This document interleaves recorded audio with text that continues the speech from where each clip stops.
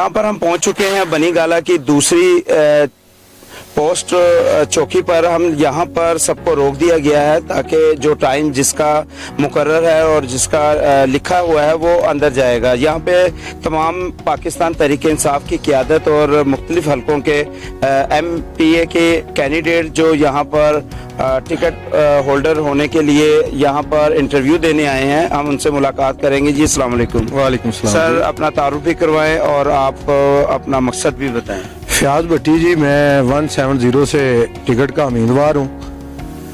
इंशाल्लाह खान साहब ने आज बुलाया है तो उनके पास जा रहे हैं। खान साहब ने अगर हमें टिकट देते हैं तो इंशाल्लाह भरपूर तरीके से इलेक्शन लड़ेंगे और इन लोटों का मुकाबला करेंगे और इंशाल्लाह ये सीट 17 जुलाई को जीत के खान साहब को ला के देंगे।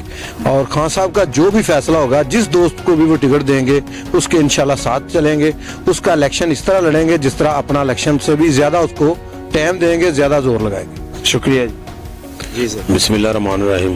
ये सारे दोस्त खड़े हैं और सारे उम्मीदवार हैं और इंशाल्लाह अल्लाह ताला करम करे और खान साहब इसको टिकट दे जो जीत जाए।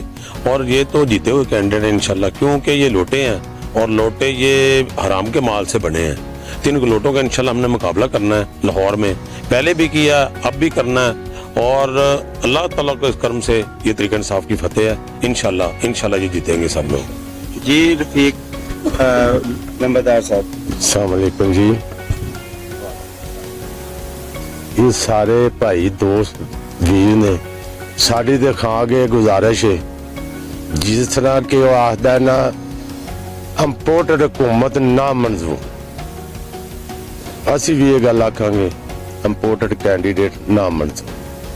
ਹਲਕੇ ਦੇ ਵਿੱਚ ਜਿਨ੍ਹਾਂ ਪਾਰਟੀ ਵਾਸਤੇ ਕੁਰਬਾਨੀਆਂ ਦਿੱਤੀਆਂ ਨੇ ਜਿਸ ਤਰ੍ਹਾਂ ਕਿ ਖਾਲਦ ਗੁੱਜਰ ਸਾਹਿਬ ਨੇ, ਇਹ ਦੂਸਰੇ ਹਲਕਿਆਂ ਦੇ ਵਿੱਚ ਵੀ ਆਪਣਾ ਇਹਨੇ ਇੰਨਾ ਕੋ ਅਸਰ ਸਰੂਪ ਜਿਵੇਂ ਫਿਆਜ਼ ਪੱਟੀ ਇਹਨਾਂ ਬਣਾਇਆ ਹੈ। ਅਲਹਮਦੁਲਿਲਾ ਸਾਨੂੰ ਆਪਣੇ ਹਲਕੇ ਵੀ ਛੱਡਣੇ ਪਏ ਤੇ ਅਸੀਂ ਇਹਨਾਂ ਦੀ ਸਪੋਰਟ ਦੇ ਵਿੱਚ ਦਿਨ ਰਾਤ ਜਿਹੜਾ ਨਾ ਬਾਹਰ ਨਿਕਲਾਂਗੇ। ਔਰ ਖਾਨ ਸਾਹਿਬ ਨੂੰ ਸਾਨੂੰ ਇਹ ਖੁਸ਼ੀ ਹੈ ਵੀ ਅੱਜ ਮੌਕਾ ਦਵੇ ਤੇ ਸਾਡੇ ਕੋ ਗਿਲੇ ਸ਼ਿਕਵੇ ਵੀ ਸੁਣ ਲੈ।